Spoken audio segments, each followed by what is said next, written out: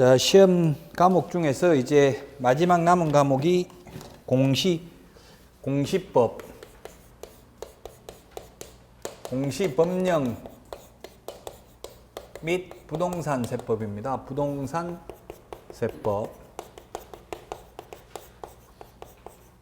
공시라는 것은 공개표시의 줄임말이 공시입니다. 공적인 장부에 공개 표시하는 것을 공시라고 합니다. 그래서 공시하는 게 뭐가 있냐면 옛날 등기부등본이라고 불렀고요. 지금은 등기사항증명서가 있는데 그게 보면 등기사항증명서를 떼보면 표제부, 갑구, 얼구가 있어요. 표제부,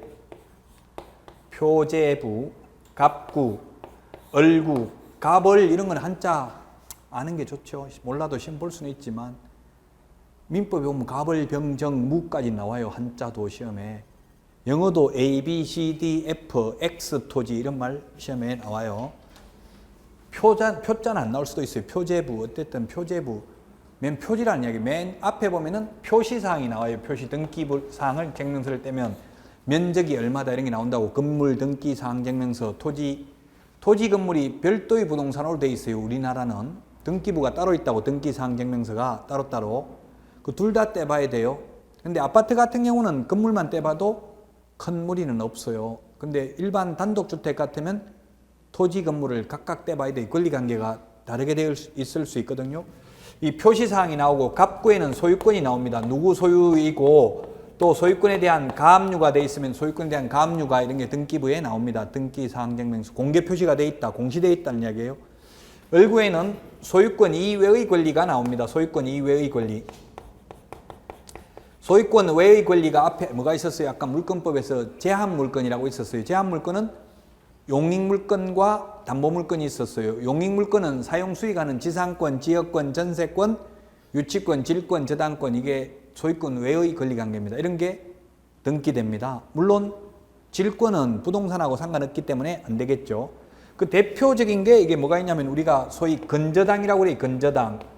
민법에서 나중에 하겠지만 우리 은행에 융자 받으면 1억 융자 받으면 건저당을 설정하면 채권 최고 금액은 1억 2,500이나 1억 3천 이자까지 1년 이자까지 포함해서 1억 3천 이 정도 설정을 합니다. 1년 이자까지 포함하거든요. 1년간 연체시기 쓸 때 그것까지 감안해 가지고 이게 건저당을 설정하고 융자를 해주고 이렇게 하죠. 그래서 만약에 대출을 안 받고 깨끗한 건물이면 이게 없습니다. 얼구가 아예 표제부하고 갑구만 있는 경우가 있고요. 아예 갑구가 없는 것도 있어요. 그 아파트 관리사무소나 노인정 같은 경우는 표제부만 있어요. 규약상 공용부분은 구조상 공용부분이 아닌 규약상 공용부분. 구조상 공용부분은 뭐 벽이라든 거 101호하고 102호하고 그 벽, 그는 구조상 공용부분이잖아요. 그런 거는 따로 별도의 등기부가 없습니다. 공시가 되지 않습니다. 공개표시 줄임말이 공시라고요. 그래서 이게 소위 등기법에서 이런 걸 공부합니다. 이게 12문제 출제되고 등기법이.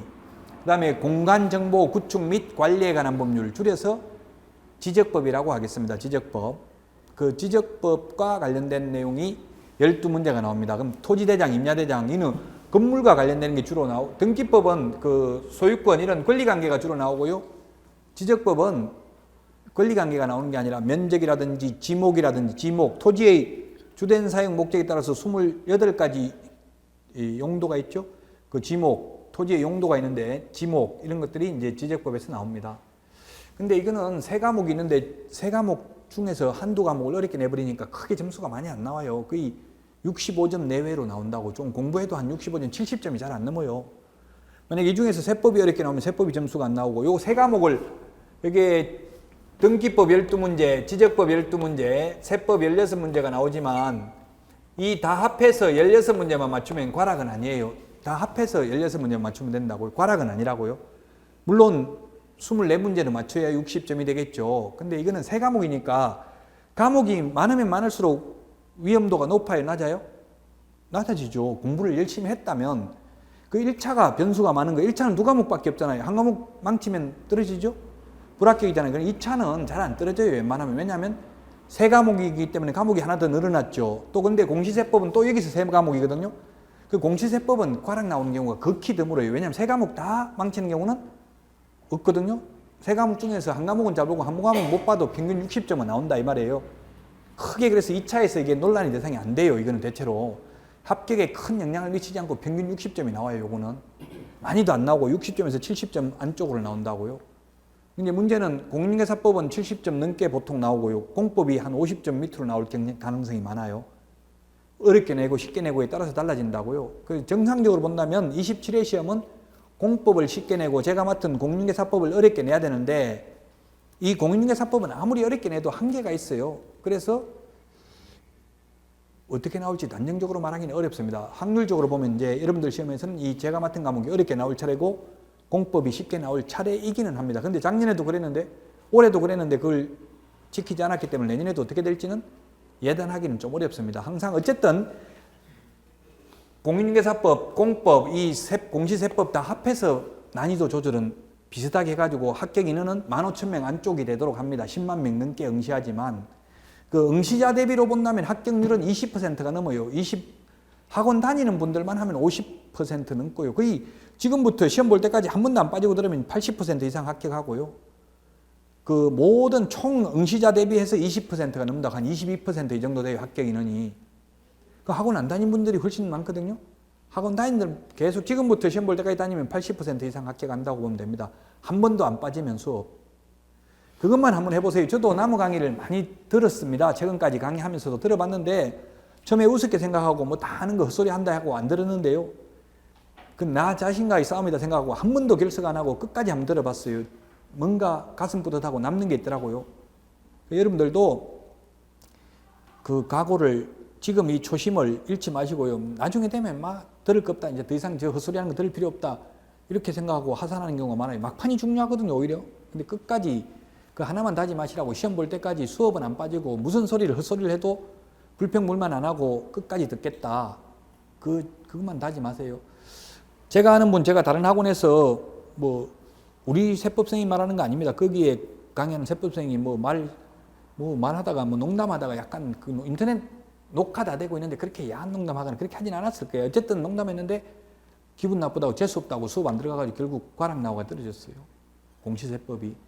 미워하면 안 된다고요. 영원히 같이 살자고 하는 것도 아니잖아요. 1년인데 뭐 헛소리 하든 말든 그냥 그러려니 하고 그냥 편안하게 받아주셔야 돼. 그걸 거부하고 막 자꾸 짜증내고 이러면은 여러분들 손해예요. 그러니까 웬만하면 뭐 영원히 우리 가는 거 아니잖아요. 1년 시험 볼 때까지니까 뭐라 하든 지금 여기 강의하는 분들이 다 올해 처음 강의하는 분이 아니거든요. 다 10년 이상 경험 있는 분들은 나름대로 노하우가 있다고요. 그러니까 너무 지겨워하지도 말고 너무 성급하게 막 오버페이스도 하지 마시고요. 그냥 수업 진도 맞춰가지고 그냥 편안한 마음으로 들으시면 돼요. 이달 다음 달은 특히. 자, 공시법 중에서 등기법이 있고요. 그 다음에 지적법이 있고 지적법 이름은 법 이름은 지금은 공간정보 구축 및 관리에 관한 법률입니다. 정식 명칭은 줄여서 그냥 지적법이라고 편의상 말했고요. 세법은 약 30여 개의 세법이 있습니다. 지방세, 국세 크게 나누면 국세와 지방세가 있는데요. 국세, 지방세. 거의 돈 되는 거는 국세고요. 돈 안 되는 건 지방세예요. 왜 그렇게 써요? 중앙정부가 지방을 통제하기 위해서 전부 지방자치단체는 적자를 되게 만들어 놓고요. 그래서 교부금을 줍니다. 교부금을 주고 말 안 들으면 잘 안 주고 이렇게 한다고요. 정부 말 안 들으면 그 말 안 들을 수가 없게 지방을 통제하기 위해서 지방세는 세금의 종류는 더 많아요. 지방세가 약 17개 정도 돼요. 근데 지금은 취득세, 등록세를 너무 많으니까 줄여가지고 하나로 만들었지만 결국 안에 들어가 보면 똑같거든요. 두 개가 분리되어 있거든요. 그래서 어쨌든 세금 이름은 지방세가 많지만 실제 돈 되는 거는 다 국세라고요. 양도소득세 이런 거는 돈 되잖아요. 양도소득세 국세죠. 돈 되잖아요. 양도소득세. 양도소득세는 최고 많이 내면 38%까지 내잖아요. 차익이 많으면. 그럼 돈 되잖아. 그래서 그런 거는 국세고 취득세, 등록세 이런 거는 지방세인데 시도세예요. 시도세. 시군구세가 아니라 서울시세라고요. 뭐 도봉구세. 이게 도봉구입니까? 무슨 구죠? 도봉구 맞아요. 도봉구세가 아니라고요. 내기는 실제 근데 도봉구에 내잖아요. 그러면 위임해가지고 도봉구에서 징수해가지고 그 수수료만 먹고 다시 준다고 서울시로. 그걸 시도세라고 그래요. 그래서 어쨌든 국세, 지방세 뭐 다 세법을 합하면 약 30여 개 정도 되는데요. 다 나오는 게 아니라 부동산과 관련되는 세금만 시험에 나옵니다. 그래서 부동산과 관련되는 세금이 뭐가 있느냐면 맨 먼저 부동산을 취득하면 내는 세금이 취득세가 있어요. 취득세. 옛날에는 취득세하고 등록세가 따로 되어 있었어요. 그런데 지금은 취등록세가 합해져 가지고 그냥 취득세라고 이름을 붙였습니다. 이명박 정부 때부터. 말만 취득세지 실제 안에 들어가 보면 두 개가 분리되어 있어요. 그래서 이게 2% 이거 2%가 지금은 취득세가 4%예요. 그래서 여기 농어촌 특별세하고 지방교육세하고 다 합하면 4.6%예요. 취득 관련 조세가. 취득하면 내는 세금이 표준세율은. 근데 1가구 1주택이나 뭐 이렇게 따라서 1%, 2%, 3%다 달라요. 이제 복잡하게 되어 있는 거는 세법에서 공부하시고요. 기본적으로 우리가 이제 중개대상물 확인 설명할 때는 취득 관련 조세를 설명해야 되는데 그냥 표준 세율 설명하면 돼. 4.6%라고 해가지고 더 작게 나온 거는 말하지 않잖아요. 괜히 뭐 비과세 된다 이렇게 해가지고 1가구 1주택이라 해가지고 1%라고 했는데 나중에 4% 나오면 책임지라 하겠죠? 왜냐면 1가구 1주택이 이게 본인이 모를 수도 있어요. 상속주택이 있을 수 있거든요. 상속주택은 주택수에 들어갈 수도 있고 안 들어갈 수도 있거든요. 그게 복잡해요, 세법은. 그러니까 잘 모르면 예외를 말하지 말고 표준 세율을 말하라고. 표준, 기본이 되는 세율을 말하고 예외적으로 비과세, 감경되는 세율은 말 안 해도 돼요. 더 줄어든 거는 세금이 더 작게 나왔다고 책임을 묻지는 않잖아요. 더 많이 나오면 책임을 물으니까 나중에 실무에 나가서 이야기하는 거예요. 지금 확인 설명할 때 세금을 설명해야 돼요. 취득 관련 조세를 설명해야 돼요. 양도 관련 조세, 팔 때 나오는 세금은 설명 안 해도 돼요. 법적으로는. 왜 그렇겠어요? 취득할 때 내는 세금은 미리 세금을 준비를 해야 되잖아요. 취득세 말 안 해가지고 있는 돈 없는 돈, 우리나라 사람은 부동산을 사면 약 80% 이상이 융자를 받아가지고 산답니다. 자기 돈 가지고 사는 게 아니고 80% 이상이. 있는 돈 없는 돈 다 끌어모아가지고 샀는데 나중에 세금 4.6% 10억이면 4,600만 원이에요. 내라고 하면 왜 미리 말 안 했냐. 내 세금 낼 돈이 없어가지고 큰일 났다. 이렇게 불평불만이 생길 수 있잖아요. 그래서 취득하면 내는 세금이 얼마인지 설명해야 됩니다. 공인중개사법상. 양도 관련 조세는 설명 안 해도 돼요. 5억에 샀다가 10억에 팔았어요. 5억 남았어요. 세금 얼마 나오는지 설명 안 해도 돼요. 왜? 남는 돈 가지고 세금을 내니까 준비할 필요는 없잖아요. 돈 없어서 세금 못 내지는 않죠. 그래서 양도 관련 조세는 설명할 의무는 없습니다. 공인중개사법상은. 근데 시험에는 세법 시험에서는 양도소득세가 가장 많이 나옵니다. 우리 공인중개사법상 중개실무상은 안 중요한데, 왜냐하면 손님들이 팔아라고 하면 땅 팔아라. 저도 제주도 있는 친구가 팔아라고 하니까 세금 무서워서 못 팔겠다 이렇게 나오더라고요. 양도소득세 무서워서. 그러면 세금이 얼마인지를 대략 알려주면은 그렇게 두려워하지 않겠죠? 그거 알려줄 때는 조심해야 돼요. 항상 세무사하고 국세청 조사관한테 물어봐야 돼요. 여러 사람한테 물어봐야 돼요. 세법 강의하는 분한테도 물어보고 여러 분한테. 한 군데만 물어보면 오류를 범할 수도 있으니까. 자, 그래서 취득세. 지금은 등록세라는 말은 없어졌습니다. 두 개를 합해서 취득세라고 그럽니다.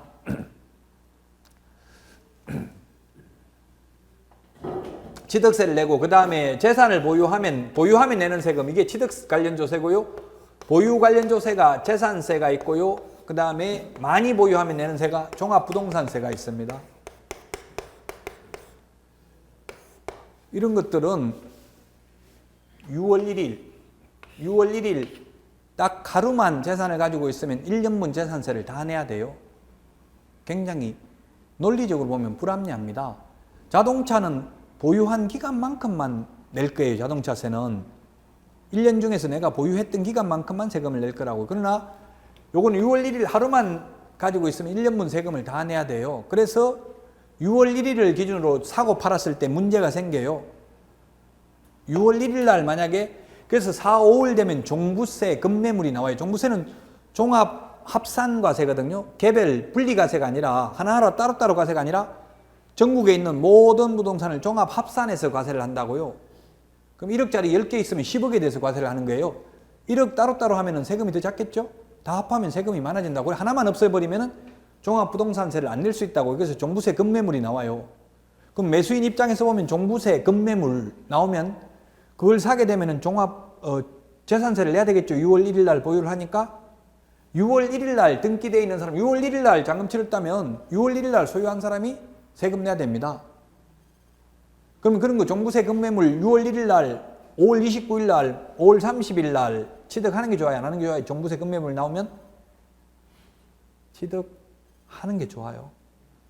왜 급매물이라고 했으니까. 급매물이라고 하면 100만 원, 200만 원 싼 걸 급매물이라고 하지는 않아요. 일반적으로 수천만 원은 최소한 1000만 원 이상은 싸야 급매물이라고 불러요. 근데 재산세는 1000만 원 나오는 재산세는 없어요.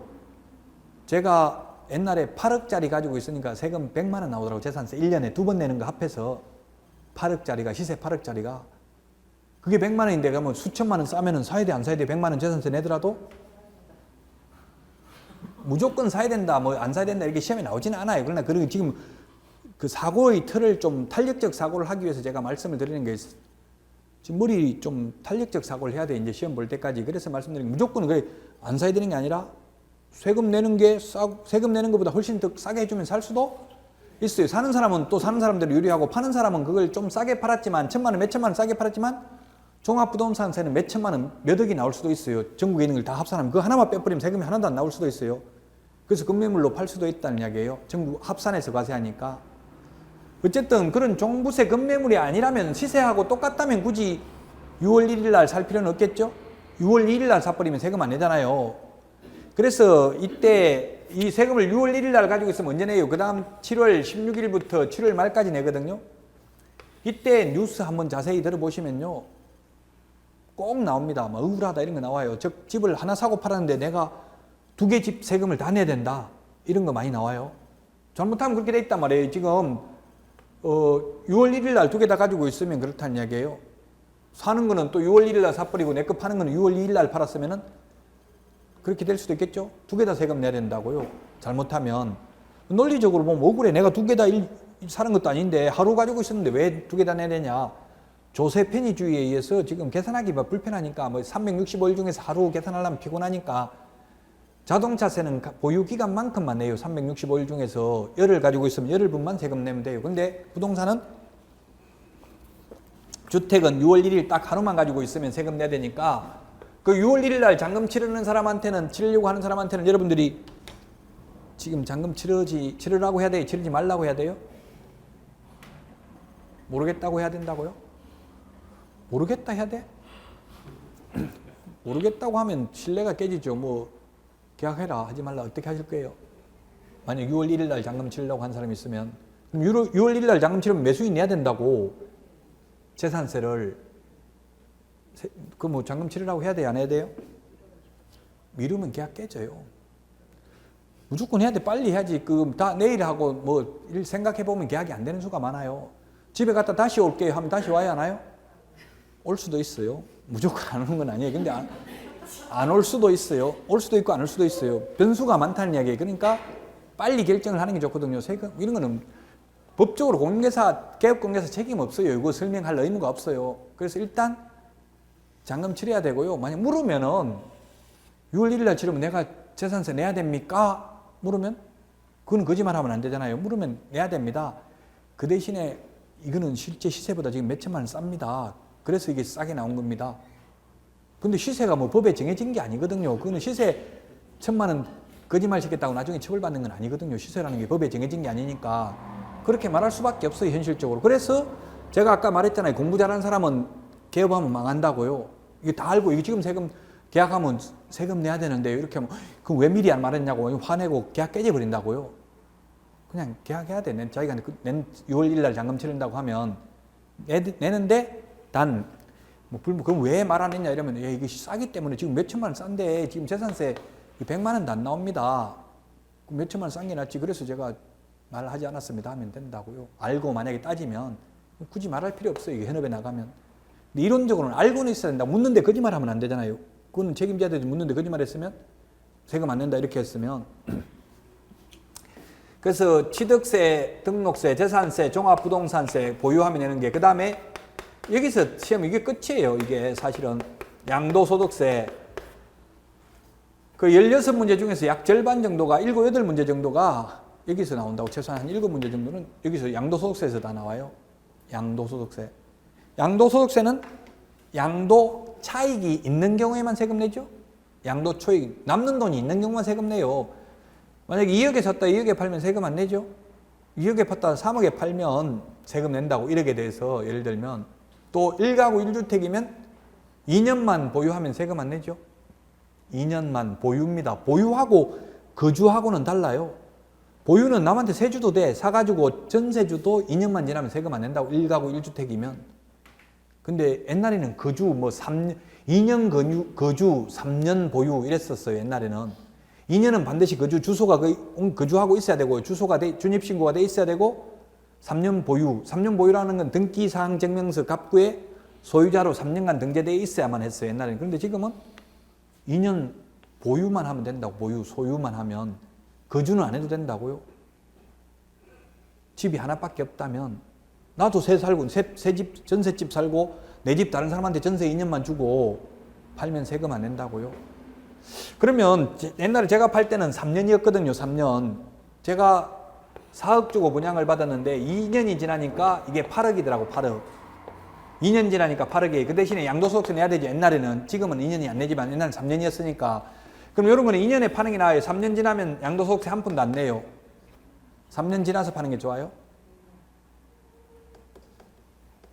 네, 이거는 2년에 팔아야 되더라고요. 저도 이거 지금 4억 남으면 4억에 대해서 세금이 한 1억 정도 나오더라고요. 그럼 3억밖에 안 남아. 근데 1년만 더 기다리면 설마 떨어지겠나? 이거 4억 다 버는데 이렇게 생각하고 3년 기다렸다가 팔라고 보니까 너도 나도 전부 다 팔라고 다 나온 거예요. 이게 매물이. 그러니까 막 폭락을 해가지고 제가 이거 얼마에 팔았냐면 3년 지나가지고 급하니까 5억 3,200인가 팔았어요. 근데 이게 4억에서 1억, 이론적으로는 1억 남았어요. 근데 입주하기 전에 3년 동안 이자 냈어요. 180만 원씩 중도금 대출이자. 그리고 3년 입주하고 나서 또 3년 동안 비과세요건 충족하려고 이자 180만 원씩 냈어요. 6년 냈어요. 180만 원씩. 그게 1억이 넘더라고요. 결론 실제 1억 남았지만 이자 낸 거 나오면 남는 게 하나도 없어요. 그럼 재산세 내고 뭐 또 재산 있다고 아무 혜택도 못 받고요. 재산 없으면 혜택 받는 게 많죠. 지금 국가에서 혜택 받는 게 많아요. 뭐 국가 장학금이라든지 뭐 여러 가지 뭐 예를 들어서 기초생활수급자나 뭐 차상위계층이나 요즘은 주거복지, 주거급여도 월세까지 다 보조해줘요. 정부에서 7월 1일부터 없는 사람은. 그러니까 아예 재산이 많든지 없든지 둘 중에 하나 하는 게 좋아요. 괜히 대출, 그래서 부채의 습격을 안 당하려면 대출 받아가지고 집 사는 거는 권하고 싶지 않아요. 대출이 너무 많으면. 저는 이 4억짜리를 1,000만 원 가지고 4억짜리 분양받았어요. 전부 다 대출로 시작해가지고 4천만 원 계약금 내라는데 3천만 원 대출 받아가지고 돈 1,000만 원 가지고 해가지고 계속 이자 부담하니까 6년 동안 이자 들어가는 게 1억이더라고요. 그러면 남는 게 하나도 없다는 얘기, 결론적으로 말하면. 이런 별짓을 다 해봤어요. 한 15년 동안 10번 이상 집을 사다 팔았다 하면서. 지금은 가난해요. 이제 가난하니까 마음 편해. 다, 모든 걸 다 비우니까. 안 그러면 욕심지기면 이게 죽어요. 화병에 죽는다고. 그때 양도소득세가 가장 중요하다. 양도소득세. 이게 뭐 주 내용은 양도소득세가 거의 한 7문제 정도 출제되고 나머지에서 뭐 한 2문제 이렇게 정도 출제돼요. 나머지는 조세 총론, 일반적인 뭐 조세 총론, 우리 총칙, 민법의 총칙 이런 것처럼 조세 총론에서 뭐 한 문제 나올 수도 있습니다. 옛날에는 뭐 세법도 그렇고 공법도 9개 과목이 있어요. 살림법 이런 것도 시험에 출제됐었어요. 많이 줄어들었어요. 세법도 우리 부동산과 관련되는 부분만 나왔어요. 옛날에는 뭐 부가가치세 이런 것도 시험에 나왔어요. 지금은 시험 범위가 아닙니다. 부가가치세 같은 경우는. 우리 부동산도 개업하면은 부가가치세를 내는 경우도 있어요. 일반가세 사업자면 연간소득 4,800만 원이 넘으면 일반가세 사업자는 부가가치세 내고요. 간이가세 사업자는 안 내는데 뭐 어쨌든 그런 거는 시험 범위가 아니다고요. 자, 지금까지 말씀드린 게 이제 시험 과목이고 전체적으로 시험에 나오는 게 다 했어요. 민법, 부동산 학개론. 부동산 학개론을 먼저 시험 보죠. 그 시간 낭비하는 게 중요해요. 60점만 받으면 되는데 만점 받으려고 한 과목에 너무 집중하다가 시간 가는 줄도 모르고 불합격하는 경우가 많아요. 그래서 여러분들은 제가 말했지만 다짐해야 될 게 시험 볼 때까지 학원 커리큘럼에 따라서 모의고사 볼 때 모의고사 보고요. 꼭 연습해 보셔야 됩니다. 안 하면 OMR 카드 수성 사인펜 가지고 하는데 손이 들들들 떨려가지고 이게 마킹이 안 돼요. 동그라미 안에 마킹을 해야 되는데 들들들 떨고 있고 막 이렇게 못하는 거 많이 봤거든요. 이게 공인중개사 시험이 어려워요. 다른 과목은 이렇게 돼가지고 그냥 이렇게 한 줄 해도 되고 두 줄 해도 되고 이게 쉽잖아요. 막대기 하는 거는. 우리는 동그라미 돼 있죠. 동그라미 이거 연습 안 해보면 하기 힘들어요. 꼭 모의고사는 응시해 봐야 된다. 모의고사 점수가 중요한 게 아니고 시간 안배하는 게 중요하거든요. 그래서 모의고사는 반드시 응시해 봐야 됩니다. 꼭 학원 커리큘럼대로, 학원 커리큘럼 이게 몇 수년 동안 계속 노하우가 생긴 거거든요. 이렇게 하는 게 가장 합리적이라고 보고 그렇게 진행하는 거니까 꼭 학원 커리큘럼대로 따라하는 게 좋고요. 여러분들이 따로 계획 잡아가지고 오늘 민법 들은 날 학개론 공부하고 학개론 들은 날 또 다른 사람 다 공법하니까 불안해가지고 공법하고 이렇게 하는 거는 바람직하지 않다고요. 그날 들은 과목 일단 하고 시간이 남으면 다른 과목 하고요. 아무리 쉬운 과목이라도 세법이 지금 출제 그걸로 보면 최고 작은데요. 현업에 나가면 가장 중요한 게 세법이에요. 어떻게 보면. 전부 다 세금을 모른다고 하면 세금은 세무사한테 물어봐라 이렇게 해버리면 재수없다고 다 가버려요. 불성실하게 대답한다고. 그러니까 모든 만물 박사가 돼야 되는데 그중에서 공인중개사법 묻는 사람은 없어요. 손님들이 거의 다 세법 묻는다고 세금 관계. 그래서 세법이 중요하다고. 세법 같은 거는 수업만 다 들으면 따로 공부 안 해도 큰 문제 없이 기본적으로 점수 받아요. 이거는 공시세법은 수업만 다 들으면 60점은 나온다고. 크게 더 나오지도 않고요. 그 이제 공법이 변수가 많아요. 공법이 어려워버리면 떨어질 가능성이 많으니까 2차 중에서는 공법을 좀 열심히 하셔야 돼요. 왜냐면 공법은 우리 공인중개사법은 51개 조문입니다. 51개 조문. 51개 조문이고요. 민법도 아까 103조부터 766조까지입니다. 이 중에서 또 중간에 뭐 500몇 조 이런 거 시험에 안 나와요. 그럼 조문 그렇게 많지 않아요. 한 300개 조문 정도밖에 안 돼. 시험에 나오는 거는 민법도. 근데 공법은 6개 법을 다 하면은 한 2000개 조문이 넘어요. 그래서 우리 법규범 순서를 보면 법에는 헌법이 있고요. 헌법. 그 다음에 법률이 있고, 그 다음에 대통령령이 있고, 그 다음에 국토교통부령,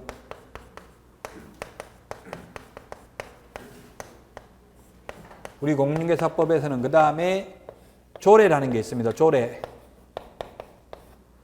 이 상위 규범에 위반된 하위 규범은 무효입니다. 그래서 헌법에 위반된 법률은 무효입니다. 효력이 없습니다. 그래서 지금 대표적인 게 뭐가 있냐면 민법에 보면은 최단기 존속기간은 주택임대차인 경우 주택은 2년이고 민법 임대차는 최단기 존속기간이 없습니다. 상가는 1년입니다. 근데 최장기 존속기간이 20년이 있습니다. 민법 조문에는. 근데 헌법에서 그는 헌법에 위반된다 해서 최장기 존속기간 규정이 법 조문에는 있지만 효력이 없습니다. 민법 조문에는 20년이라고 돼 있다고 최장기가. 그런데 효력이 없기 때문에 왜 위헌 헌법에 위반된다고 판결이 나왔기 때문에 대통령령이라는 말은 대통령 명령 줄임말이 대통령령입니다. 이걸 다른 말로는 시행령이라고 합니다. 그 다음에 각 부 장관의 명령을 부령이라고 합니다. 각 부 장관의 명령이라는 뜻이에요. 부령을 주무부서가 우리는 국토교통부령이니까 국토교통부령입니다. 공인중개사법에서는 국토교통부가 주무부서이기 때문에 국토교통부령이라는 말을 쓰고요. 조례라는 말도 나오는데 조례는 지방의회에서 만드는 걸 조례라고 합니다.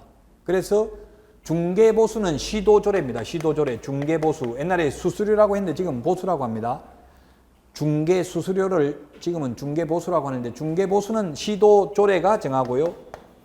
그 다음에 우리 등록 신청할 때 도봉구청장에게 노원구청일 것 같은데 도봉구가 아니고 예?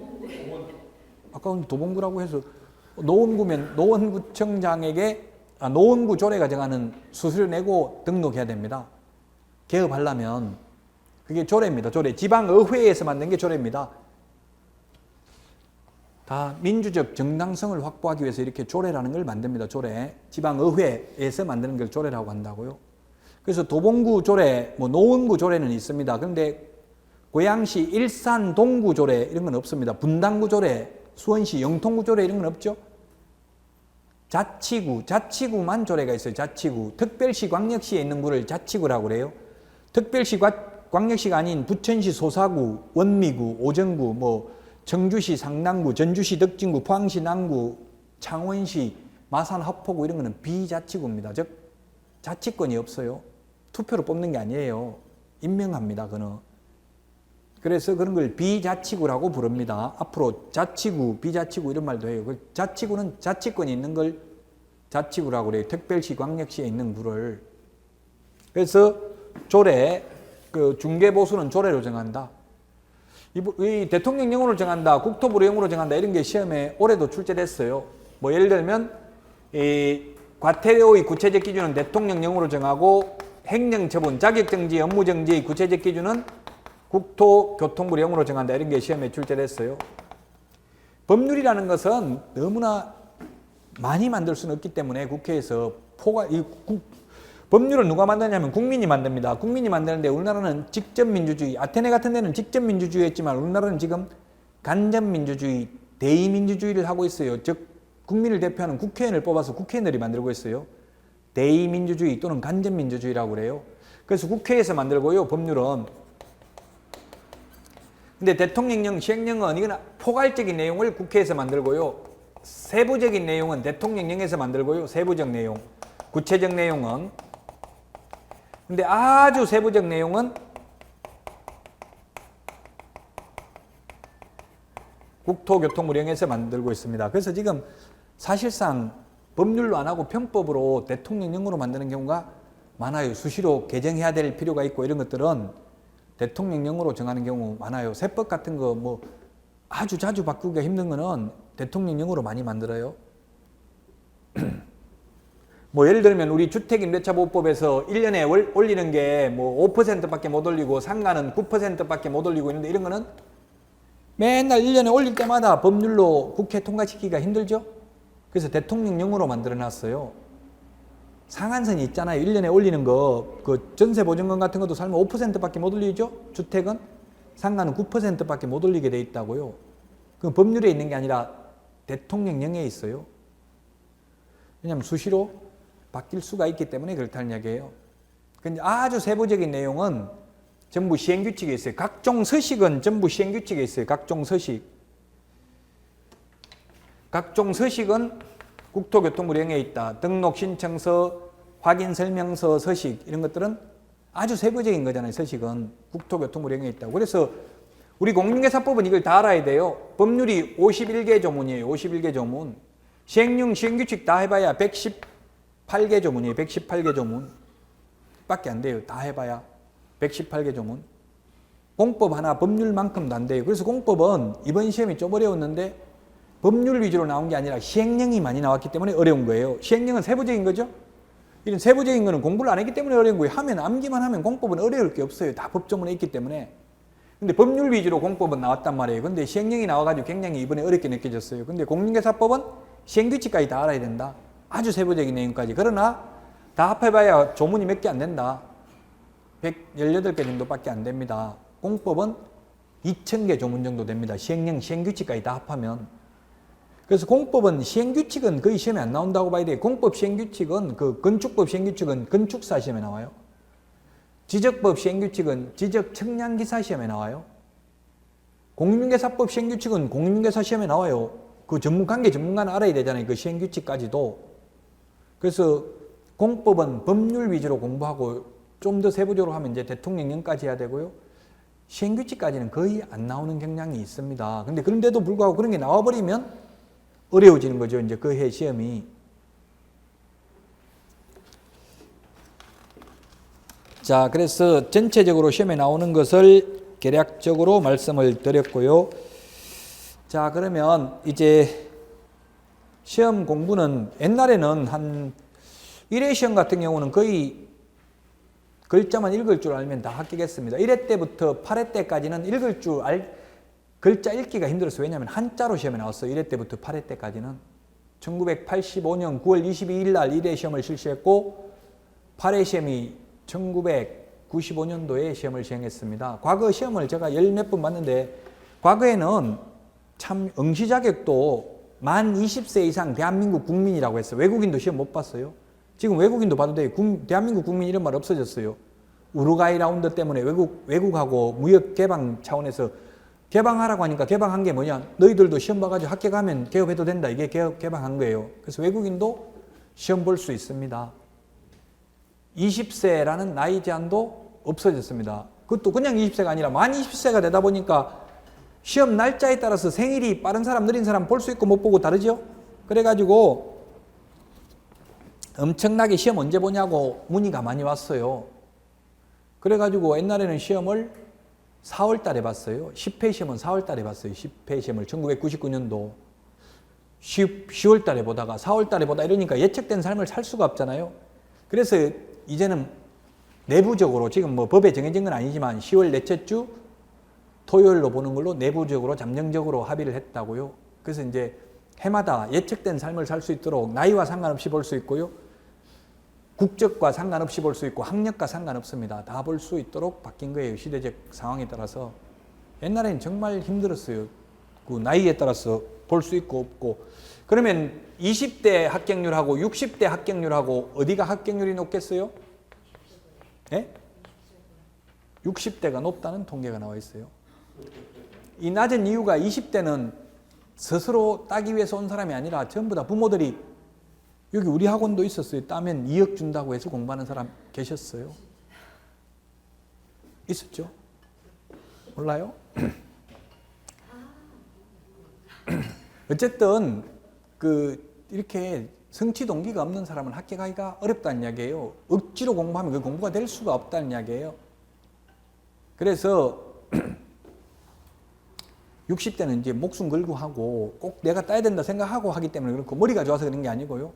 나이를 먹으면 머리가 나빠 그런 게 아니라 기억력이 감퇴돼요. 그래서 집중력이 약화되고 그래서 잘 알다가도 뭐 재수 삼수하는 분들 여기 지금 누가 재수했는지 그런 거 전혀 모르는데요. 어쨌든 연세 드신 분들 몇 년씩 하신 분들도 처음에 대답 잘하다가 나중에 시험장에 가면은 집중력이 약화돼가지고 못해요. 그래서 저도 마찬가지예요. 가물가물해요. 금방 일주일만 쉬어버리면 리듬이 깨져버려요. 제가 지금 강의 계속 몇 주 전까지 했는데 지금 몇 주 만에 오니까 지금 약간 버벅거리고 있어요. 헤매고 있어요. 계속 해야 되지. 조금만 쉬어버리면 리듬이 깨진다고요. 그래서 이제 1년 동안은 여러분들 죽었다 생각하고 오직 이 시험만 집중적으로 하시면 돼요. 근데 지금부터 너무 그렇게 뭐 연습 복습 하실 필요 없고 그냥 편안하게 들어야 돼요. 모르는 게 좀 있어야 듣는 재미가 있다고 다 알아버리면 무슨 재미로 듣겠어요. 재미가 없어 듣기 싫어버린다고요. 포기한다고 빨리. 너무 연습 복습 많이 하지 마세요. 하려면 민법하고 개론 위주로만 해요. 다른 거는 연습 복습 안 하는 게 좋아요. 왜냐하면 또 2차 과목은 개정될 수 있어요. 세법하고 공법은 올 연말에 개정돼가 내년 초에 또 바뀔 수도 있어요. 그러니까 너무 깊이 하지 마시라고 2차 과목은 편안하게 수업만 들으셔요. 아무리 개정돼도 큰 틀을 알고 있으면 개정돼도 큰 문제 될 것은 없어요.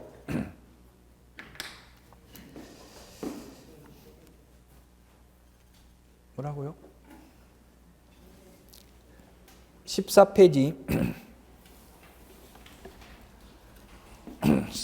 서론인데 시험에는 거의 안 나오는 부분입니다. 중개업제도와 공인중개사법의 일반 고려시대 때부터 있는데 이게 시험에는 딱 한 번 출제됐습니다. 27번 시험 봐가지고요. 그 시험에 그 중개업의 변화 해가지고 연역, 변천과정, 중개제도의 변천과정입니다. 변천과정, 역사입니다. 역사. 이걸 연역이라고도 합니다. 연역. 이건 참고로 보시고 시험에 딱 한 번 나왔지만 전체적인 흐름을 파악하는 건데요.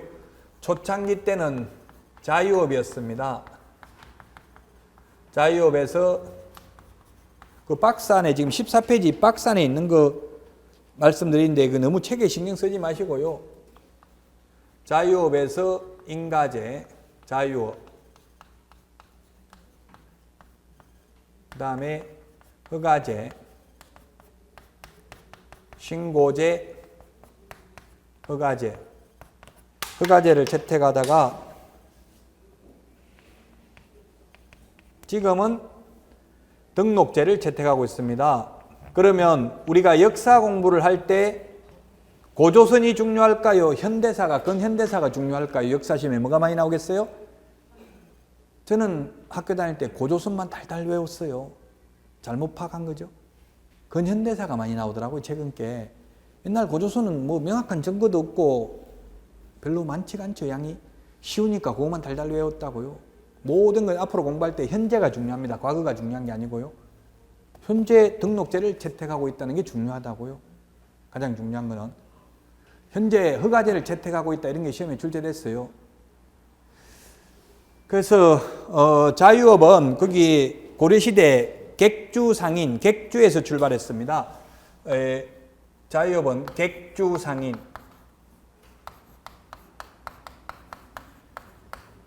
줄여서 객주상인을 줄여서 객주상인. 객상주인. 이게 지금 몇 주 신호니까 객상주인. 버벅거리고 있죠. 줄여서 객주라고 불렀어요. 객주. 객주. 그래서 중개제도 효시, 시초는 객주입니다. 우리나라 중개가 처음 탄생한 게 객주라는 데서 태어났어요. 객주라는 게 뭐냐면 객상주인이라는 말은 손님 객자입니다. 떠돌아다니는 상단의 우두머리를 객상주인이라고 해요. 그 아마 인터넷에 검색해 보면 영화 객주라는 영화가 있었어요. 그 여자가 객주더라고요. 그 보니까 무역업도 하고 뭐 여관업도 하고 떠돌아다니면서 옛날 5일장 돌아다니면서 장사했잖아요. 그 고려시대 때 객주에서 출발했다고요. 고려시대 때 객주에서 출발했다. 그래서 이 객상주인, 상인이잖아요. 떠돌아다니는 상인 중에서 우두머리가 객주라고요. 그래서 이 고려시대 때 객주에서 출발해가지고 조선시대 때는 이걸 거간이라고 불렀습니다. 거간. 사람들 사이에서 거주하면서 흥정을 붙여서 구전을 받는 사람을 거간이라고 불렀습니다. 조선시대 때. 저는 시골에서 컸기 때문에 어릴 때 5일장에 가면 소를 사고 파는 것을 중개하는 사람을 거간이라고 하더라고요. 그때 3만 원 받더라고요. 소값이 100만 원 정도밖에 안 했는데 중개 수수료를 3만 원 정도 받더라고요. 거간이. 소를 사고 파는 걸 중개하는 것을 우거간, 소우자를 써서 우거간, 포목을 중개하는 거간을 포목거간 이렇게 불렀습니다. 그래서 조선시대 때는 거간이라고 불렀는데 이 거간 중에서 부동산만을 중개하는 거간을 집가자를 써가지고 가거간, 집가자를 써가지고 가거간이라고 불렀고요. 각회라고도 불렀습니다. 각회. 이 각회가 1995년도 8회 시험에 출제됐습니다. 20년 전에 출제되고 한 번도 출제가 안 됐습니다. 지금은 그래서 시험과는 직접적인 관련은 없지만 역사적인 흐름은 한 번은 짚고 넘어가야 됩니다. 지금 어떻게 해서 지금 현재에 오게 됐는지. 그래서 이 조선시대 때 이제 부동산만을 중개하는 거간을 각회라고 불렀고요. 각회가 근무하던 장소를 복덕방이라고 했습니다. 복덕방. 지금도 복덕방 줄여가지고 떡방 이런 말을 쓰더라고. 시험에는 떡방 이런 말 안 나옵니다. 근데 현업에 가면 아직도 떡방, 복덕방 이런 말 써요. 그건 옛날에 쓰던 말인데 그때 옛날에는 이게 아주 좋은 말입니다. 한자로는 복을 팔던 장소입니다. 복덕방. 복을 파는 장소를 복덕방이라고 불렀습니다. 근데 지금은 부정적 의미로 사용되고 있습니다. 자격증 안 딴 사람들이 엉터리로 영업하는 곳을 떡방 이렇게 불러요. 지금은 복덕방이라고 그래요. 원래 의미는 좋은 말이다. 복을 파는 장소다. 복은 두 가지가 있었어요. 옛날에 우리 조상들은 천복이 있고 지복이 있다. 천복은 타고나야 됩니다. 하늘이 내린 복입니다. 근데 지복은 땅이 내린 복은 명당 자리에 집을 짓고 살면 현세가 발복을 하고요. 좋은 집터에 집을 지으면 그 다음에 좋은 땅에다가 묘를 설치하면 묘자리를 설치하면은 후세가 발복을 하는 것으로 믿었어요. 묘자리를 좋은 데 설치하면 현세가 복을 받는 게 아니고요. 그래서 집터, 좋은 집터를 중개해주고 받는 돈을 복비라고 불렀어요. 복을 주고 받는 돈이라고 해서 복비라고 부르다가 중개 수수료라고 부르다가 지금은 중개 보수라고 불러요. 현행법에서는. 옛날에는 복비라고 불렀어요. 지금도 복비라고 하죠. 그 복비 깎아달라 이러더라고요. 저도 중개업 하니까. 그래서 복비 깎으면 복 나갑니다. 이렇게 하니까 알았어요. 들어오서 그냥 줄게요 하고 주고 이러더라고요. 복을 받는 대가가 복비거든요. 그게 지금은 중개보수라고 부릅니다. 그래서 다시 이제 정리를 하면 중개제도 효시는 객상주인, 줄여서 그냥 객주라고 부릅니다. 흔히. 중개제도 효시는 객주고요. 그 중에서 부동산만을 전문으로 중개하던 전문 직업인을 각회라고 불렀다. 집주름이라고도 불렀다. 한국말로. 이 각회, 집주름, 가거간, 집주름이 근무하던 장소를 복덕방이라고 불렀다. 이럴 때는 자격증 필요가 없었습니다. 그러다가 최초로 법이라는 게 있으면 좋아요, 안 좋아요? 법이 있으면 법대로 사는 게 좋아요, 안 좋아요? 법이라는 거는 이게 한자를 보면 이게 법인데요. 물 숫자에 갈 것자, 물 흘러가듯이 갈 것자, 갈 것자에 물 숫자잖아요. 삼수변에. 이거는 물 흘러가듯이 순리대로 하는 걸 법이라고 그래요. 근데 실제로는 법이라는 거는 통치 이데올로기입니다. 가진 자가 못 가진 자를 지배하기 위한 수단이 법입니다. 어떻게 말하면 그 법은 뭐 해라, 안 하면 처벌받는다, 뭐 하지 말라 하면 처벌받는다 이런 것밖에 없어요. 법 없는 세상이 가장 좋은 세상이죠. 법대로 하는 게 피곤한 거예요. 뭐 해라 하지 말라 오만 법이 다 있잖아요 지금. 근데 우리가 모든 법을 다 알아야 몰라요. 우리나라에 지금 3,000개 법 넘게 있다고 하는데요. 다 모르죠? 그렇지만 어느 누구도 법을 몰랐다고 간주되지는 않습니다. 형법에서는. 살인이 죄가 되는 줄 몰랐습니다. 한 번만 용서해 주시면 다음부터 잘하겠습니다. 안 돼요. 처벌받고 잘해라 다음부터 이렇게 나와요. 그 법이 피곤한 거예요. 그 최초로 법이 생긴 거예요. 이때는 법이 없었다고요. 일단 법이 최초로 생긴 게 인가제. 조선시대 인가제가 생겼는데 인가제가 언제 생기냐면 1893년입니다. 1890년 객주 그간 규칙이 제정되어 가지고 1893년부터 한성부 즉 서울에서 그간 인가제를 시행했다. 이게 시험에 나올 수는 없죠. 연도 이게 역사 시험이라도 요즘 연도 안 나오잖아요. 또 이거 막 열심히 암기할까 봐 두려워요. 암기 안 해도 돼. 이게 그냥 큰 흐름만 알고 있으면 돼. 연도 저도 못 외워요. 연도 이거. 어쨌든 이때부터 인가제가 시행돼 가지고 이게 우리나라 최초의 법 규제다. 법 제도이다. 규제를 했다고요. 규제를 해서 이제 마음대로 못 한다고 이제 이때부터. 자, 이렇게 규제를 하다가 또다시 1910년도 한일합방이 되었습니다. 일제에 의해서 강제병합이 돼가지고 한일합방이 되어가지고 일제가 우리나라 토지를 침탈할 목적으로 쉽게 취득하기 위해서 이 그간 인가제를 폐지시켰습니다. 일본 사람들이 쉽게 토지를 취득하기 위해서. 이 등기법도 연역을 보면 이때 일제시대 때 등기제도가 생겼습니다. 옛날에는 문기제도라고 해서 우리 사극 같은 거 보면은 한 명에 이런 사람한테 보면 막 집문서만 갖다 주면 소유권이 받겠단 말이에요, 옛날에. 근데 지금도 뭐 집문서, 땅문서 막 그때 사극 보고 지금 막 소중하게 보관해봐야 아무 소용이 없죠, 그거? 지금은 등기필정이라고 하다가 지금 등기필정보라고 하죠?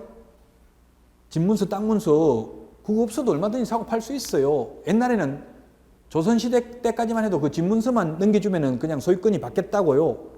근데 지금은 소유권이 바뀌려면 어떻게 해야 돼? 민법 186조에 보면 법률 행위로 인한 물권 변동 효력은 등기하여야 한다. 이렇게 돼 있어요. 지금은. 등기하는 게 중요하지. 집문서, 땅문서 가지고 있는 게 중요한 건 아니에요. 그거 분실해도 내 땅이지 그게 나무 땅 되는 거는 아니에요. 등기만 안 넘겨주면 된다고요. 그래서 등기제도도 일제시대 때 이때 생겼어요. 일제시대 때 생겨가지고 일제가 등기해라. 등기를 하면서도 자연인 이름으로만 등기가 되고 문중, 종중 이름으로는 비법인, 사단 이름으로는 등기를 못하게 했어요. 우리나라 조선시대 때까지만 해도 우리나라가 역사책에서는 중앙집권국가로 배웠지만 실제로는 부족국가나 마찬가지였어요. 제가 생각해도 제가 어릴 때만 해도 문중에서 호죽 파낸다 이러면 무서웠다고 문중 어른들 말을 안 들을 수가 없었어요. 왜냐하면 전부 땅이 문중 땅이었어요. 문중 땅. 옛날에 제가 어릴 때 보면 시골에서. 그런데 문중 이름으로 등기가 안 되다 보니까 누구 앞으로 등기를 하냐면 장손 앞으로 다 등기를 했어요.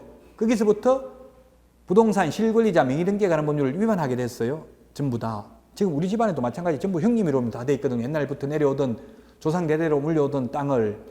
그러니까 문중 사람들이 저보고 이거 잘못된 거 아니냐 문중 앞으로 돌리자 이렇게 하니까 형님 있는 데서 너는 말해봐라 저보고 물어보더라고요. 그래서 저는 그 관심 없습니다. 이렇게 해서 형님 앞으로 되는 거 문중으로 넘기라고 하면 형님이 싫어할 거고 그래서 말을 못 하겠더라고요. 그래서 풍비박산 나고 지금 문중이 파괴돼 버렸어요. 민족혼을 말살시키기 위해서 일제가 그런 만행을 저지른 거예요. 등기제도를 도입해가지고 등기를 문중 앞으로는 지금은 문중 앞으로 등기가 돼요. 현행법에는. 옛날에는 안 됐단 말이에요. 처음에 일제가 도입해가지고는. 그 전부 종손 앞으로 명신탁을 하게 해서 다 집안 막 싸움 나고 난리 났잖아요. 전부 다. 그래서 문중이 파괴됐습니다. 그래서 이게 그간인가제도 폐지해가지고 아무나 1910년부터 아무나 중개하도록 허용했어요. 이제.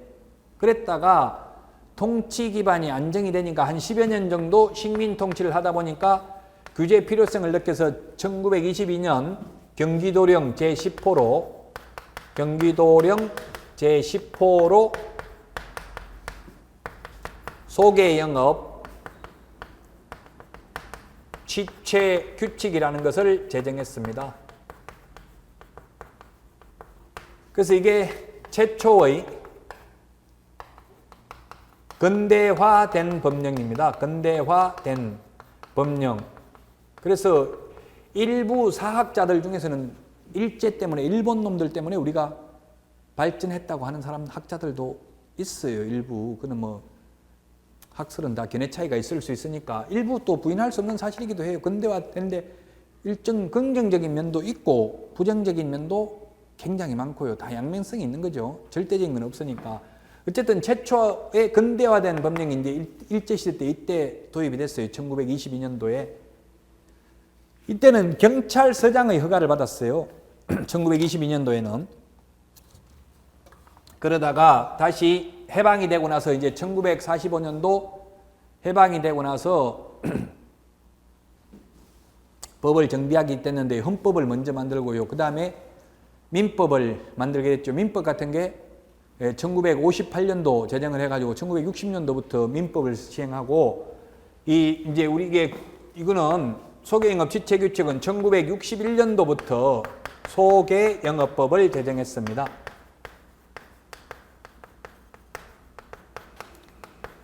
소개영업법을 이때 제정해가지고 소개영업이니까 이때 소개영업법에서는 1961년도부터는 복덕방에 가면은 부동산만 소개하는 게 아니고요. 혼인중매, 융자도 해주고 돈 없다고 하면 대출도 해주고요. 결혼도 중매도 해주고 별거 다 했다고요. 부동산 중개도 하고 다 했어요. 제가 어릴 때 친구 집에 가니까 친구 아버지가 복덕방 했는데 엄청나게 돈을 그때 많이 벌었어요. 그 당시는 완전히 뭐 세금 같은 거 하나도 안 내고 양도소득세 이런 거 전부 다운계약서, 업계약서 적어가지고 완전히 뭐 부동산 거래 신고 이런 것도 없었잖아요. 떼돈 벌었어요. 앞으로 가면 갈수록 돈 벌기 쉬울까요? 어려울까요? 선진국이 되면 힘들어요. 후진국, 동남아나 중국 같은 데 돈 벌 수 있는 기회가 훨씬 많아요. 우리나라보다. 아직도 동남아나 중국 같은 데 경찰한테 걸려도 돈만 주면 다 통과해요. 우리나라는 지금 돈 주거나 연예인들 오히려 더 뉴스에 많이 나오죠? 돈 거의 못 받아요. 경찰들. 우리나라도 한 70년대, 80년대 돈 많이 받았죠? 2, 3천만 주면 교통법규 위반해도 다 봐줬잖아요. 5천 원만 주면 고맙다고 했잖아요. 저도 음주운전 하다 걸려가지고 8만 원 주고 한번 무마해 본 적이 있어요. 옛날에 회사 다닐 때. 가니까 새벽에 면허증만 빼앗고 내일 아침에 받으러 오라더라고. 돈 없다고 하니까 돈 가져오라는 말이죠.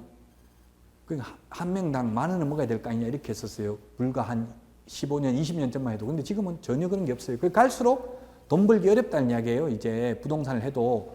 옛날에는 졸부가 많이 탄생할 수 있었지만 지금은 적정 이윤만 남길 수 있지 졸부가 되긴 힘들어요. 그래도 이 부동산은 매력적인 직업이기 때문에 한번 하면 다른 일은 못 합니다. 이거 하나 파나 뭐 과자 하나 팔기보다는 어렵지만 비싼 거 파나 싼 거 파나 팔기 힘든 거는 마찬가지예요. 근데 이건 훨씬 더 보수가 더 높잖아요. 하나 팔기만 팔면. 그래서 무궁무진하게 이게 합격만 하고 나면 그냥 단순히 중개만 하는 게 아니고요. 할 수 있는 게 굉장히 많아요. 지금도 저도 진짜 이제 이게 실무를 지금 랜드프로라고 있어요. 이게 이제 합격하고 나면 여러분들 랜드프로, 우리 에듀프로 말고 또 랜드프로도 있는데 여기 가면은 현업에 대한 강의도 제가 하고 있어요. 재미나는 게 합격만 하고 나면 돈 벌 수 있는 건 무궁무진해요. 합격할 때까지는 오직 취직하면 안 돼요. 웬만하면. 취직하고 있던 분들은 뭐 좀 더 다니다가 나중에는 막판에는 그만둘 수 있는 직업이면 그만두는 게 좋아요. 막판에 한 2-3달은 집중하려면. 근데 이게 부동산에 근무하면 시간은 많아도 책 볼 수 있는 여유가 없어요. 또 사장이 책 보고 이런 거 싫어해요. 직원으로 있으면. 자, 어쨌든 이때 신고제일 때는 여러 가지 일을 막 했다. 그리고 이게 1960년도에는 시골에 소 한 마리, 논 한 마지기, 서울의 집 한 채 가격이 똑같았어요. 1970년도까지만 해도. 1970년도까지만 해도 북한보다 우리가 못 살았대요. 그래서 이제 70년도부터 박정희 전 대통령이 새마을 운동을 하면서 급격하게 경제 성장을 하고 지금은 우리나라가 북한보다 한 20배 정도 더 잘 삽니다. 지금은 뭐 북한 사람도 우리가 잘 사는 거 다 알아요. 근데 1970년도에 북한보다 우리가 못 산다 이런 말 하면 바로 긴급조치 위반으로 잡혀가 구속이에요. 그런 말 하지도 못했어요. 지금은 우리가 잘 살기 때문에 말해도 돼요. 그 문제는 1960년대에는 문제가 안 됐는데 1970년도 급격하게 부동산 가격이 폭등을 하는 데는 이 복덕방에 근무하는 소개 영업자들의 역할이 컸다. 하룻밤 자고 나서 2배씩 막 팍팍 올라가 버렸다고요.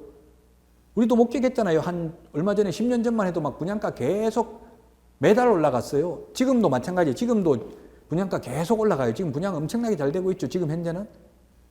수도권은 이때까지 지방은 계속 몇 년 전부터 계속 과열됐고요. 수도권은 불과 얼마 안 됐어요. 이제 거의 작년부터 시작해서 올해 지금 엄청나게 분양 물량이 쏟아지고 있어요. 올해. 그래서 1960년대에는 별 문제가 없는데 1970년대에 새마을 운동을 하면서 폭등을 하니까 너무나 이게 횡포가 심했단 말이에요. 이게 소개영업을 하는 분들. 그래서 이래 가지고는 안 된다.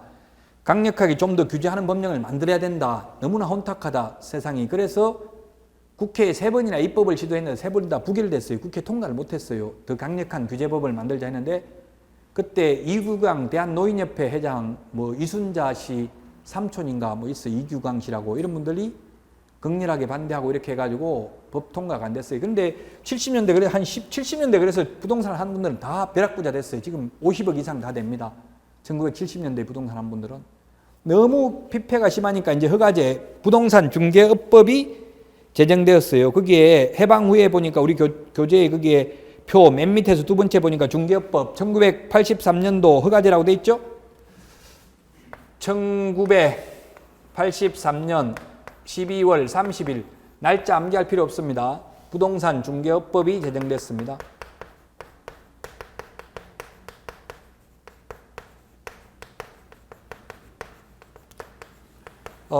시험엔 직접 안 나오는데요. 그래도 큰 틀에서 한 3가지 정도가 바뀌었어요. 옛날에 하고 달라진 점이 첫 번째, 신고제에서 허가제로 바뀌었습니다.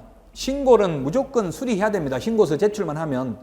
지금도 음식점 같은 경우는 지금 신고제죠. 식당 같은 게 신고제입니다. 그래서 식당은 장소만 있으면 신고하면 무조건 수리합니다. 조그만한 식당 큰 거 말고요. 그런데 허가제는 허가를 안 내줄 수도 있다고요. 그래서 이때부터 허가제를 실시했기 때문에 1999년 7월 1일 이 등록제로 바뀌었는데 이전 이 사이에서는 이때부터 이 사이에는 허가제이기 때문에 중개업소가 밀집하여 투기가 성행하거나 성행할 우려가 있는 적에 대해서는 허가를 제한했습니다. 허가를 안 내줬습니다. 그래서 자격증 따도 개업을 못했어요. 그때는 이게 여러분들이 이제 학개론에 오늘 오전에 들었는지 모르겠는데 산재형, 뭐 집심형, 집재형 이런 거 점포 유형이 있어요. 집재형은 한 군데 집중해서 모여서 존재해야 돈이 되는 거고 산재형, 슈퍼마켓 같은 건 흩어져 있어야 되죠. 너무 주위에 많으면 돈이 안 되죠. 가구점 같은 경우는 모여 있어야 잘 되잖아요. 사당 가구 거리 뭐 이런 거 있잖아요. 어디 남양주 이런 데 가구의 거리 이런 거 있죠. 논현동 가면 고급 가구, 뭐 사당동 가면 좀 싼 가구 이런 거 있잖아요. 그런 거 모여 있어야 잘 되죠. 그 정부에서는 우리 중개업소를 산재형으로 봤어요. 흩어져 있어야 잘 되는 업종으로 본 거예요. 그래서 아파트 단지 안에 3개씩 이렇게 있으면 투기 조장한다고 허가를 안 내줬어요. 근데 지금은 다 아파트 단지 안에 몇 개씩 있죠. 오히려 모여 있는 게 더 좋아요. 흩어져 있으면 한 군데만 가보고 절대 안 사거든요. 여기저기 가보는데 모여 있으면 시간이 짧게 걸리잖아요. 금방 옆에 가볼 수 있잖아요. 그래서 오히려 모여 있는 게 더 좋을 수도 있는데 어쨌든 허가제에 있다고 허가를 못 받을 수도 있었어요. 그러다가 이제 민주정부가 실질적인 민주정부는 뭐 이건 정치학자에 따라 다르지만 지금 제가 정치학 강의를 하는 건 아니니까 김대중 정부 때 이제 1999년도 김대중 정부가 들어서면서 모든 악법을 철폐한다는 차원에서 대통령 직속기구로 대통령 규제 개혁위원회라는 걸 만들어 가지고 전부 다 그 개혁을 했습니다. 그래서 허가제에서 등록제로 바뀌었습니다. 근데 못 바꾼 게 변호사협회하고 의사협회 2개는 못 바꿨어요. 워낙 힘이 강력해서. 그 변호사협회하고 의사협회는 지금도 의무적으로 회원가입을 해야 됩니다. 개업하려면. 근데 우리 공인계사는, 개업공인계사는 협회 가입 안 해도 돼요. 등록 자유주로 바뀌었어요. 자유로. 이때 1999년도 이때 김대중 정부에서 다 자유화 시켰다고요. 그 등록제는 허가제와 다른 점은 등록 신청하면 무조건 등록을 해줘야 되는 점에서는 허가제와 다르고요. 신고제와 등록제가 다른 점은 신고제는 신고 요건이 까다롭지 않은데 등록제는 자격증을 취득해야 되는 요건이 까다롭습니다. 일단 자격을 취득해야 되고요. 지금은 등록하려면 개업하려면 교도소 갔다 오면 3년 지나야 되고요. 예를 들면 파산선고 받으면 안 되고요. 금치산선고, 한정치산선고, 지금은 피성년 후견인, 피한정 후견이라고 하는데 그렇게 돼도 안 되고요. 이런 요건이 까다롭게 됐다고요. 이제 그 대신에 자격증만 따면 전국 어디에 가서든지 개업할 수 있어요. 교도소 갔다 오고 이런 특별한 결격 사유에만 해당되지 아니하면 옛날에는 허가 안 내줄 수가 있었다고요. 그래서 우리 교재에 보면 이제 공인중개사법에서는 등록제라고 되어 있는데 이때 뭐 공인중개법에서도 등록제가 됐었고요. 공인중개사법으로 바뀐 거는 2005년 9차 개정으로 바뀌어가지고 2006년 1월 30일부로 공인중개사의 업무 및 부동산 거래 신고에 관한 법률로 노무현 정부 때 바뀌었다가 올해부터 작년 7월 29일부터 공인중개사법 따로 부동산 거래 신고에 관한 법률을 따로 분리시켰습니다. 왜? 개업 공개사의 공신력을 높이기 위해서. 아까도 말했지만 변호사법, 법무사법, 전문 자격사들은 다 그 전문법이 있거든요. 또 법 이름이 너무 길면 공신력이 실추돼요. 그래서 법 이름을 짧게 만들었어요. 제명이라고 한다고 했죠. 자, 여기까지 지금 현재 등록제를 실시하고 있다. 이게 중요하다고요. 그래서 여러분들이 자격증만 따면 제주도 가서 개업할 수도 있고 결격 사유만 해당 안 되면 전국 어디에 가서든지 개업할 수 있다. 옛날에 허가제였을 때는 허가를 안 내줄 수도 있었지만 지금은 등록을 거부할 수 없다. 결격 사유에만 해당되지 아니하면. 자, 그래서 오늘 진도는 지금 선행학습만 했습니다. 14페이지 2번 공인중개사법의 제정 목적이 법 1조거든요. 법 1조부터 51조까지 있어요. 우리 공인중개사법이 1조도 안 하고 이때까지 전부 선행학습만 했습니다. 이제 공부할 수 있는 토대만 첫날이기 때문에 전 과목 조금씩 오리엔테이션만 했습니다. 이제 다음 주부터 정규 진도가 나갈 텐데요. 뭐 배울 수 없다, 배울 거 없다, 시시하다 이런 생각하지 마시고 죽었다 생각하고 시험 볼 때까지 결석만 안 한다는 다짐만 한번 해보세요. 그러면 아마 분명히 돌아오는 게 있을 겁니다. 다음 주에 뵙고 여기서 마치겠습니다. 수고하셨습니다.